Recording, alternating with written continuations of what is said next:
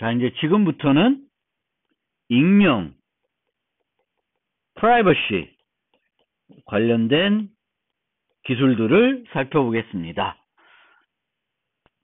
전자서명은 인증을 목적으로 하기 때문에 본질적으로 서명한 주체가 명확하게 나타납니다. 적법한 사용자가 서명한 것이지만 어떤 특정 사용을 서명한 건지 모르게 하고 싶을 수가 있습니다. 이때 사용할 수 있는 게 익명 인증 기술이라고 합니다. 그래서 이 익명 인증 기술, 익명 인증을 하기 위해서 사용되는 기술이 한 4가지가 있어요. 첫 번째가 익명 아이디, 익명 인증서를 쓰는 거예요. 그러니까 공개키인데 실명 인증서가 아닌 거예요. 실명 인증서를 사용하지 않는 방법이 되겠습니다. 그 다음에 그룹 서명과 링 서명이 있는데 이 그룹 서명과 링 서명은 그룹에 소속된 어떤 사람이 서명했다는 건 알지만 누가 서명했는지는 모르게 해주는 것이 그룹 서명, 링 서명이 되겠습니다. 은닉 서명은 조금 달라요. 은닉 서명은 서명자가 서명을 하는데 보지 않고 서명하는 거예요. 이건 말이 좀 안 되죠? 보지 않고 서명을 합니다. 이게 어디에서 응용될 수 있냐면 전자화폐에서 응용될 수 있습니다. 뭐 다른 곳에서도 일부 전자선거나 이런 데서도 활용될 수 있는 기술이 은닉 서명 기술이 되겠습니다. 그러면 하나하나씩 좀 살펴보겠습니다.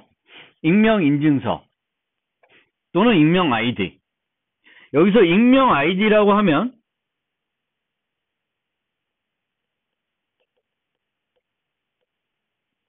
신원 기반을 생각해 주시면 돼요.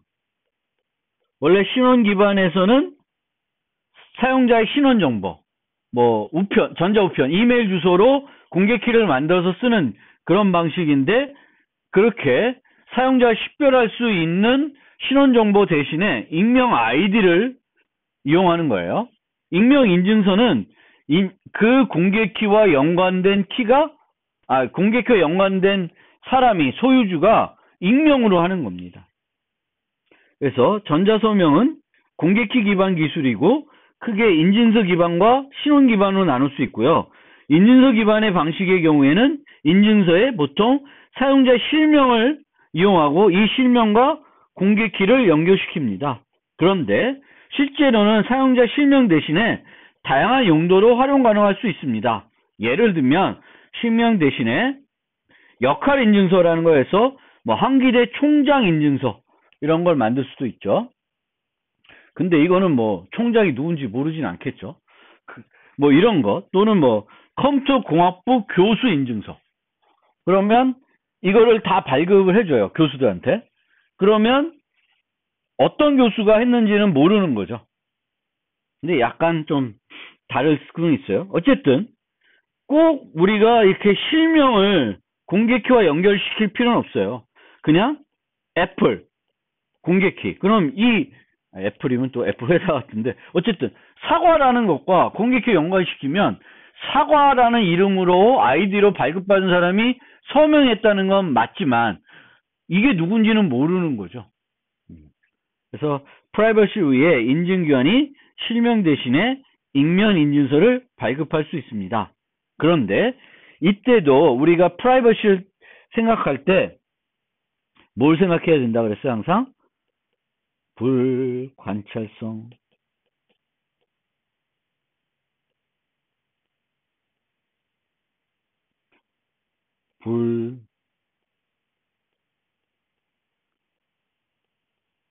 불연결성, 그리고 조건부요. 그래서 문제점은 뭐냐면은 항상 같은 익명 F를 계속 썼다. 그러면 불연결성을 제거하지 못하므로 강한 프라이버시를 제공이 가능하지 않습니다. 방한 프라이버시를 제공하지 않다. 근데 뭐 애플을 모든 사용자가 다 애플이라는 이름을 써요.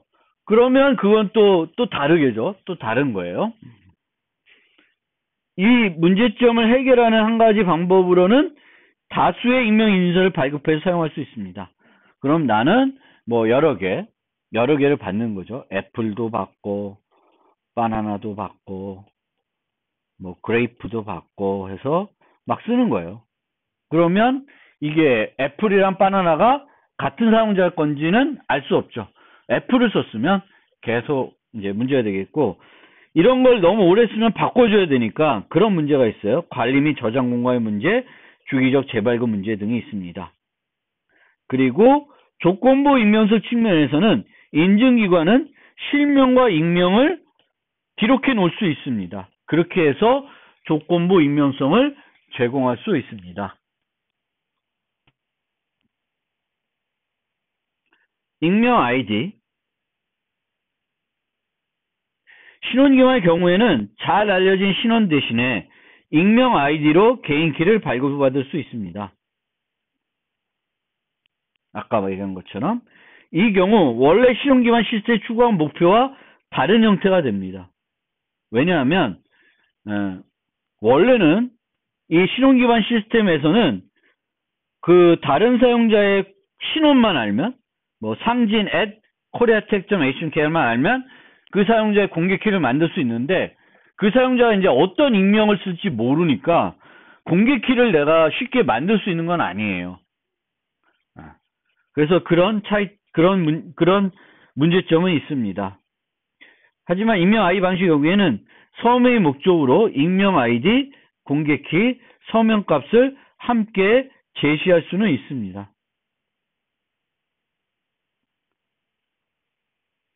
익명 아이디 경우에도 익명 인증서와 마찬가지로 불영역성 문제 때문에 다수의 익명 아이디 사용이 필요할 수 있어 이제 불관찰성 측면을 또 고려해야 됩니다. 익명 아이디, 익명 인증서. 그리고 이제 이런 경우에 꼭 우리가 여기에 이 공개키와 꼭 실명을 연결해야 되는 건 아니에요. 여러 응용에서 다른 용도로 활용할 수도 있을 것입니다. 한번 생각해 보시면. 자, 그룹 서명. 그룹 서명은 그룹 관리자가 있고 그룹 멤버들이 있어요.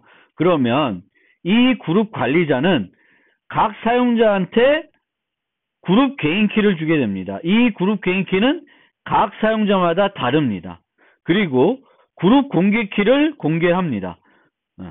누구나 그룹 서명 확인할 수 있으며, 그렇지만 이걸 이용하더라도 이 사용자가 있는지 알 수 없습니다. 각 그룹 멤버는 자신이 가지고 있는 그룹 개인키를 이용해서 그룹 서명을 하게 됩니다. 그런데 이걸 이용해서 하나 그 결과값은 예로 확인하지만 확인할 때 이게 이 사용자가 있는지 이 사용인지 몰라요. 하지만 그룹의 멤버가 했다는 건 확신할 수 있습니다. 그게 그룹 서명 방식이 되겠습니다. 요구사, 그룹 멤버들만 서명할 수 있어야 돼요. 확인자들은 그룹 멤버 중 한 명이 서명했다는 확인할 수 있지만 누가 실제 서명인지 알 수 없어야 돼요. 구분할 수 없어야 됩니다. 그러니까 이게 뭐냐면 구분할 수 없어야 돼요. 이 밑에 것도 그러니까 그거 연결돼서 나오네요. 두 개의 그룹 서명이 주어졌을 때 동일한 멤버가 서명했는지 알 수 없어야 됩니다. 그룹 멤버들이 공모하여도 다른 특정 그룹 멤버가 서명한 것으로 올가맬 수 없어야 된다. 분쟁이 발생한 경우에는 실제 서명자를 밝힐 수 있어야 된다. 조건부 익명성이에요. 그래서 요 관리자는 그걸 할 수 있어야 됩니다. 근데 이 관리자가 그렇게 되면은 너무 많은 권한을 가질 수 있고, 그 권한 문제는 권한 분산 통해서 해결하면 됩니다.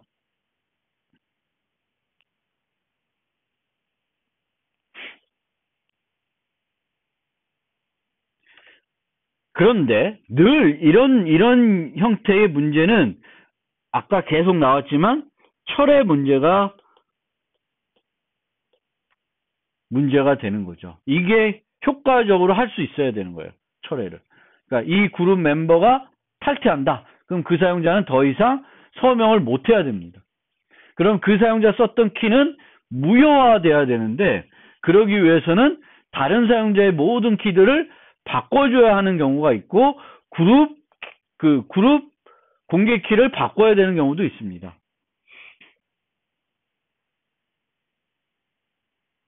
그래서 이 방법들이 지금까지 제안된 거는 이 철회가 확장성이 부족하여 응용에 따라 효과적인 철회 방법이 될 수 없습니다. 뭐 CI를 사용하는 경우도 있는데 이 CI 사용하는 거는 이런 사람들이 철회를 했는데 이 어떤 정보를 줘서 이걸 이용해서 만든 건지 아닌지를 확인할 수 있도록 해주는 거예요. 그룹 서명은 기존 일반 서명에 비해 계산 비용이나 서명값의 크기가 상대적으로 높거나 크다는 문제도 있습니다. 이것이 그룹 서명이고요. 링 서명은 그룹은 정해진 그룹이 있는 거예요. 이게 동적으로 변할 수 있지만 뭐 거의 고정돼 있다라고 보셔도 돼요. 누가 가입하고 탈퇴는 할 수 있는데 항상 이렇게 매번 변해야 되는 건 아니죠. 그런데 링 서명은 사용자가 여러 개의 공개 키로 링을 만듭니다. 자신의 개인 키가 서명이 되지만 확인자는 형성된 링에 포함된 멤버 중 누가 서명인지 알 수 없습니다. 그래서 링을 형성해서 서명을 해야 되기 때문에 서명값 링 정보가 같이 가야 돼요. 그럼 이 링 정보는 뭐에 비례해? 링의 크기에 비례하겠죠. 링의 크기에 비례합니다. 그래서 이런 문제점도 있습니다. 그러니까 서명값만 주면 안 되고 링 정보를 같이 줘야 돼요. 그러면 링 정보가 5명이면 이 5명 중에 누가 했는지 몰라요. 확인할 수 있어요. 이 5명이 중에 누군가는 유효한 서명이다라는 걸 알 수 있지만 이 5명 중에 누가 했는지 모릅니다. 그래서 링의 크기는 그룹 크기보다는 보통 작은 단위, 뭐 5, 6명 정도 됩니다. 그리고 이 링은 매번 할 때마다 다르게 만들게 됩니다. 그런데 다르게 하더라도 A라는 사람이 만들면 누구는 항상 포함돼요. A는 항상 포함됩니다. 이것도 하나 눈여겨볼 지점이 되겠습니다. 링은 항상 새롭게 형성될 수 있으므로 링 선택 때 링을 함께 전달해야 돼서 크기에 비례한다. 최근에는 링 서명도 제한 철회 가능한 링 서명도 제한이 됐다. 그러니까 조건부 익명성을 제공하는 그런 링 서명도 제한이 되고 있습니다.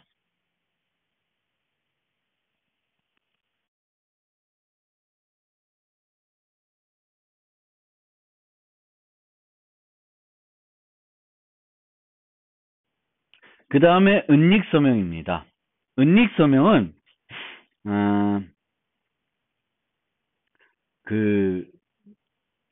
방금 봤던 그룹 서명이나 링 서명처럼 누가 서명했는지 모르게 하는 것이 아니라 은닉 서명은 서명자는 누군지 알아요.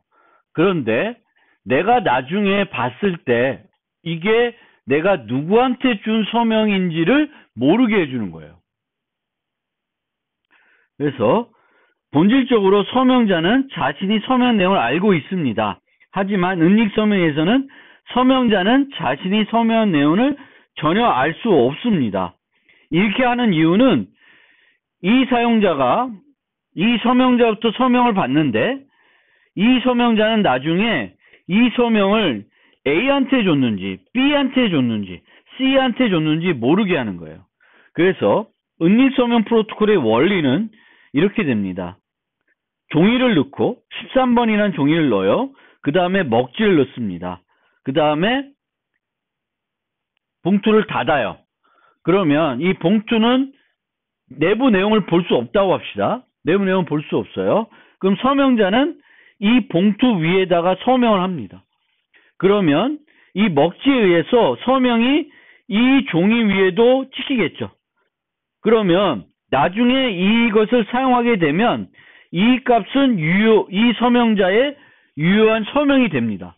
유효한 서명이 되지만 이 서명자는 나중에 13번이라는 번호를 보더라도 이게 A한테 준 건지 B한테 준 건지 C한테 준 건지 알 수 없습니다. 그래서 이게 RS에 기반 은닉 서명인데요. 어떻게 하냐면 이 메시지에 서명하는데 R을 곱해줘요. 근데 R을 곱해줄 때 어떻게 하냐면 공개키로 R 값을 2승해 줍니다. 거듭 제곱해줘요. 그래서 보내면 서명자는 이 공개키에 이 서명자의 개인키가 D고 공개키가 N2예요. 그러면 이 서명을 받고자 하는 사용자는 메시지를 해시한 다음에 R2를 R의 2승을 곱해가지고 보내줍니다. 그럼 서명자는 이 전체에 대해 D승을 해줘요. D승을 하게 되면 M의 D승, R의 2D승이 됩니다. 그러면 요거는 RS의 특징에 의해서 상쇄돼서 R만 남고요. 이 값에서 R의 인버스를 곱해주면 R도 상쇄돼서 요것만 남습니다. 그래서 서명자는 앨리스가 사용한 이 R 값을 알 수 없으면 나중에 S를 보더라도 이 S와 서명 순간을 연결할 수 없습니다. 그래서 나중에 이 값과 S를 연결시킬 수가 없습니다. 그런데 이제 이런 식으로 은닉 서명을 하게 되면 서명자가 이 데이터 내용을 보지 못하기 때문에 응용에 따라서는 이쪽이 부정할 수 있는 나쁜 행동을 할 수 있는 문제가 있습니다. 그런 경우에는 뭘 해야 되냐면 cut and choose라는 기법을 써서 서명받는 사람의 부정을 막아야 돼요. 그래서 cut and choose라는 건 서양에 있는 어떤 옛날부터 뭔가 공평함 뭐 이런 거를 따질 때 했던 거라고 합니다. 그래서 케이크가 있는데 케이크를 두 조각으로 나눈 후 각 조각을 동일한 크기의 박스에 포장합니다. 밥은 두 박스 중 하나를 선택하게 됩니다.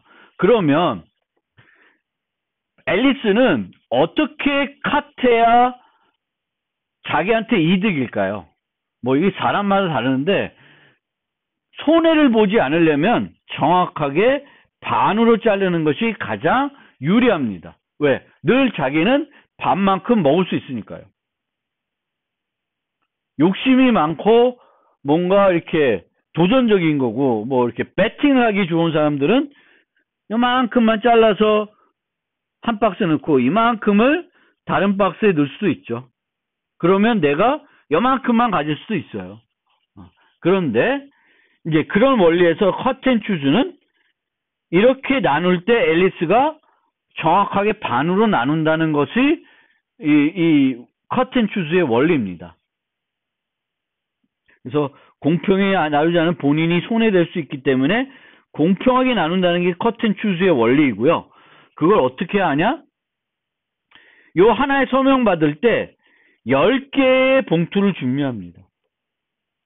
그럼 10개를 준비해서 9개, 하나를 뺀 9개는 다 열어봐요. 엉뚱하게 만들어진 게 없나. 그래서 9개는 열어보고 1개만 서명해서 줍니다. 그럼 여전히 여기에 들어있는 이 값은 뭔지는 얘는 몰라요. 그렇지만 얘가 엉뚱하게 이 문서를 여기 꾸몄을 거라고는 생각 안 해도 돼요. 왜?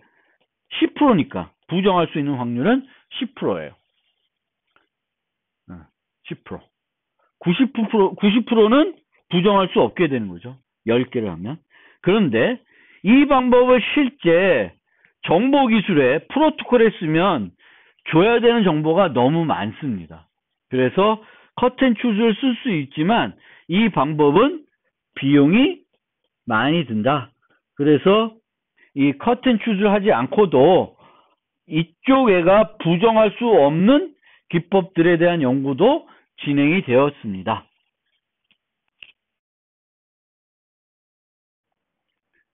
이번엔 익명 통신하는 방법을 한번 살펴보겠습니다.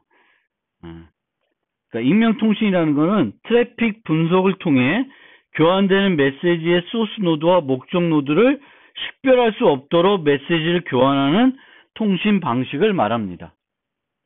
소스 노드와 목적 노드. 주로 목적 노드보다는 소스 노드를 숨기는 경우가 또 많습니다. 어쨌든 그것이 익명 통신이 되겠습니다. 보통 통신은 노드를 특정할 수 있는 식별자를 사용하게 됩니다. 그러니까 통신할 때 헤더가 있고 내용이 있는데 이 헤더에는 송신자, 수신자가 들어가요. 송신자 IP 주소, 수신자 IP 주소 또는 맥 주소가 들어가게 됩니다. 그래서 익명 통신에서는 이들을 사용하더라도 소스 노드나 목적 노드를 식별할 수 없어야 합니다. 이제 어떻게 하는지 한번 살펴보기로 합시다. 보통 메시지 내용뿐만 아니라 헤더도 암호화하고 여러 중간 노드를 거쳐 메시지 전달하여 익명 통신을 제공합니다. 그러니까 헤더도 암호화하고 메시지 내용도 암호화를 해서 여러 중간 노드를 거치게 되면 결국 메시지를 받았는데 그거를 보더라도 이 메시지가 어디서부터 시작된 메시지인지를 알 수 없게 만드는 거예요. 그러니까 메시지가 이렇게 전달되는데 요 메시지를 보면 이게 요 메시지와 연결이 안 되는 거예요. 노드의 관찰 통해 소스 노드나 목적 노드를 식별할 수 없어야 됩니다. 그러니까 예를 들면 요 밑에 보시면 A가 어떤 메시지를 받아서 일로 보냈어요. 그러면 D가 예를 들면 목적 노드예요. 그러면 받아서 가만히 있어요. 중계도 안 해요. 이제 그냥 거기서 끝내요. 그러면 D가 목적 노드이구나 라고 관찰하고 있는 사람들이 알게 됩니다. 따라서 D는 목적 노드인 경우에는 받아놓고 또 중계를 해줘야 돼요. 의미 없이. 그래야지만 되겠고요. 만약에 D가 받자마자 회신 메시지를 보내요. 그러면 제가 저 메시지에 대해서 반응했구나 라고 또 알 수도 있습니다. 따라서 이 리플라이도 바로 보내는 게 아니라 좀 딜레이를 뒀다 응답을 해줘야 돼요. 그래야 이 메시지에 대한 연결이 안 되는 겁니다. 그리고 소스 노드 측면에서 보면 이제 얘가 목적 노드죠. 소스 노드 측면에서 보면 수신된 메시지가 이전 노드에 시작된 건지 중계된 건지 구분할 수 없어야 됩니다. 그러면 이제 D 입장에 생각하면 이렇게 메시지를 받으면 A가 시작한 거야? 아니면 A가 어떤 메시지를 받아서 중계한 건가? 시작한 건가? 몰라야 되는 거죠. 그걸 알 수 있으면 소스 노드를 식별할 수가 있게 되는 거예요. 그래서 아무도 어떤 행동도 하지 않다가 메시지가 시작돼요. 그러면 이거는 A가 보낸 메시지구나라는 걸 알 수 있습니다. 즉, 이 소스 노드와 목적 노드를 숨기려면은 트래픽이 계속 있어야 돼요. 트래픽이 하나도 없는 상태에서 뭔가 쑥 메시지가 하나 시작되면 그 메시지의 시작 노드는 네트워크 관찰하는 사람 입장에서 식별해낼 수 있습니다. 그래서 전체적으로 익명통신을 하려고 그러면 트래픽을 내가 메시지를 늘 1초에 한 번씩 그냥 불필요한 메시지도 보내는 거예요. 그렇게 해서 이 메시지들이 중계된 건지 내가 시작한 건지 모르게 만들어야 됩니다. 그래서 여기 말씀드린 것처럼 보통 불필요한 메시지의 전송이 필요할 수 있습니다. 익명통신을 하기 위해서는. 그래서 익명통신에 이제 사용되는 기술이 몇 가지 있는데 가장 널리 쓰는 것이 믹스넷과 양파 라우팅이에요. 둘 다 비슷한 기술입니다. 이렇게 생각하시면 돼요. 믹스넷은 여러 겹으로 암호화된 데이터를 섞어 트래픽 분석을 할 수 없도록 만드는 거예요. 그래서 데이터들이 이렇게 오는데 세 겹으로 암호화돼서 오면 이 믹스는 이 바깥 겹을 다 제거를 해서 내보냅니다. 근데 들어온 순서대로 내보내면 얘가 1번, 2번, 3번 순으로 도착했는데 나가는 순서도 똑같다. 그러면 안 돼요. 그러면 들어온 순서와 나가는 순서에 의해서 식별이 되니까 얘는 일정 기간 기다렸다가 랜덤으로 순서를 바꿔서 내보냅니다. 내보낼 때도 얘와 얘를 연결할 수 없게 돼야 돼요. 이 바깥에 암호화된 거를 얘가 제거했기 때문에 얘와 얘는 연결시킬 수가 없습니다. 즉 여기 있는 메시지 M과 여기 있는 메시지 M이 똑같아요. 그러면 메시지가 이렇게 와서 이렇게 나갔다는 것을 확신할 수 있죠. 그래서 그거를 모르게 바꿔줘야 됩니다. 그걸 어떻게 하냐? 출발부터 여러 겹으로 암호화를 해가지고 하나씩 벗겨가는 거예요. 하나씩 껍질을 하나씩 양파 껍질을 벗기듯이 벗기는 겁니다. 그래서 시간을 이용해서 수신된 메시지와 중계된 메시지를 연결할 수 있기 때문에 메시지를 즉시 전송하지 않고 버퍼에 유지한 후 충분한 수의 메시지가 확보되면 전송합니다. 이렇게 하기 때문에 불가피한 지연이 발생합니다. 메시지 크기를 이용한 연결은 랜덤 체크를 이용해서 제공을 해야 됩니다. 그러니까 이 메시지와 이 메시지의 다 메시지의 크기는 늘 똑같아야 돼요. 메시지 크기가 달라지면 또 식별할 수 있습니다. 얘는 2메가, 얘는 1메가, 얘는 500K 이러면은 이걸로 식별이 되는 거예요. 그래서 그것도 안 됩니다. 메시지 크기를 이용한 식별도 안 되고 시간차를 이용한 식별도 안 되게끔 만드는 게 믹스넷입니다. 이런 믹스넷을 하나만 갖고 쓰는 게 아니라 여러 믹스넷을 연결시켜서 쓰게 되면 결국 여기 이 값과 이 값, 여기서 최종적으로 나오는 값을 모르게 되는 거예요. 그럼 누가 보냈는지 모르게 됩니다. 그래서 여기로 이렇게 갔다. 그럼 D가 받았다. A가 출발했다. 그럼 A와 D를 연결시킬 수가 없는 거예요. 그래서 이런 경우에 믹스넷의 경우에는 A가 뭔가 메시지 보냈다는 건 알 수 있고 D가 뭔가 수신했다는 건 알 수 있을 수도 있어요. 믹스넷은 그거를 이렇게 숨기는다기보다는 이 진행 과정을 숨겨가지고 누가 누구한테 메시지를 주고받는지 모르게 하는 것이 믹스넷이다라는 거고요. 이것과 이제 양파 라우팅이 결합돼가지고 이 익명 통신을 제공하게 됩니다. 그래서 양파 라우팅은 소스 노드 익명성을 제공하는 게 목적이 되겠고요. 꼬리 노드 기반입니다. 그래서 실제 통신은 소스 노드가 지정한 꼬리 노드에 의해서 이루어집니다. 그래서 꼬리 노드가 메시지를 줘서 이 메시지가 이렇게 간 건 알지만 실제 A가 D한테 메시지를 보냈다는 건 모르게 됩니다. 모르게 돼요. 이 과정에서 다 왔다 갔다 하는 거고.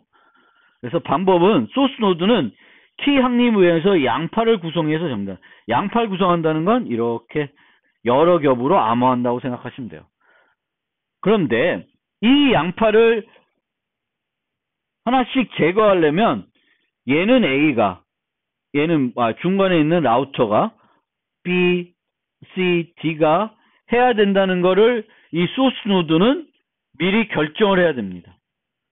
그래서 처음에 얘는 B한테 주고 B는 베껴서 C한테 주고 C는 이 바깥 레이어를 제거해서 D한테 주고 D가 최종적으로 뭐 이 목적지한테 주는 그런 형태가 되겠습니다. 그래서 이 중간 노드들은 양파 라우팅의 중간 노드는 믹스 내에서 믹스 역할을 하게 됩니다. 그런데 보면서 설명드리는 게 낫겠습니다. 자,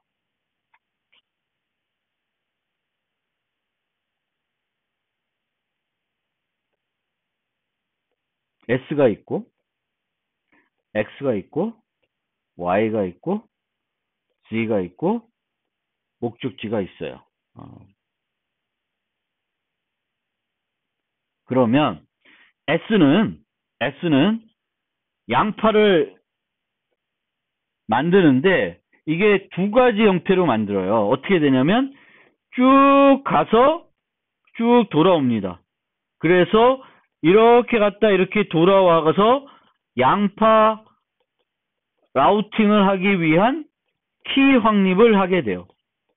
첫 번째로 키 확립을 위한 양파를 구성하게 됩니다. 그래서 Z로 KD를 암호화하고 Z의 공개 키로 랜덤한 키를 암호하게 되고 그거를 여기다 넣어서 또 Y가 쓸 KY 넣고 X가 쓸 키를 넣어서 세 겹으로 만들어서 줍니다. 그러면 얘는 제거해서 KX를 얻고 얘는 KY를 얻고 KZ를 얻게 됩니다.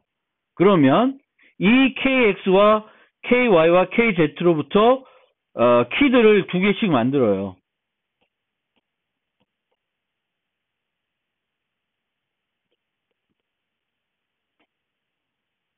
뭐 이 경우에는 4개를 만든다고 합시다. 인증 암호화를 한다고 해서 4개를 만들어서 양방향으로 2개씩 만드는 거예요.